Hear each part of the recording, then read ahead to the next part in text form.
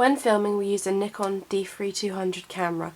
Due to its great image quality and low light performance, the camera naturally improved our footage and made it appear more professional. Although I did have prior experience with DSLR cameras, I had never used this particular model and had to learn its features. Manual focusing whilst filming was made simple and was therefore easy to learn quickly. This technique was very beneficial in my opening, as certain scenes, such as the boots walking, required fast focusing on different points. I also used various pieces of apparatus whilst filming. I used a tripod which allowed me to film a scene with little camera movement. I also used a camera dolly, which meant I could smoothly move the camera across a shot without having to hold it myself. This stopped any unwanted camera shaking in my scenes. For my CCTV scenes, I used a hand crane to film at a large height, to appear like a real CCTV camera. Although it made the shots more realistic, I struggled to hold the hand crane, and meaning that I had some unwanted movement in the film.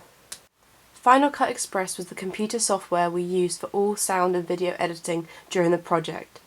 Due to not taking media as a GCSE option, I had no prior knowledge of the software and therefore had to quickly learn tools and techniques during the editing periods.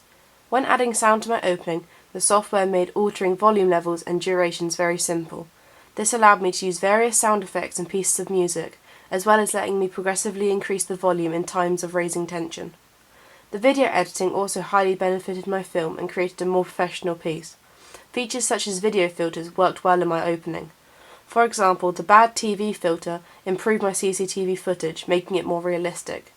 The razor tool was also very beneficial, as it allowed me to trim my clips and create sudden cuts in the film, which also added tension I was hoping to create. We used a blog called WordPress to document all of our work over the project. This was very useful, as you could see all of your work at once without physically having it. This allowed me and anyone else to see the progression and planning of my work clearly online. During the project, I learnt how to use an online presenting site called Prezi. The site allows you to create and publish interactive mind maps. It was very useful when creating my three initial ideas, as I could write down and then visually see different aspects of the idea and what I could do with it. Creating 3 separate Prezis helped me to view and evaluate each of the ideas and then choose the best one. In the process of evaluating the 10 shots of horror task, I used a green screen to film my director's commentary. Using the green screen meant that once filmed, the footage could be placed on top of the video I was evaluating.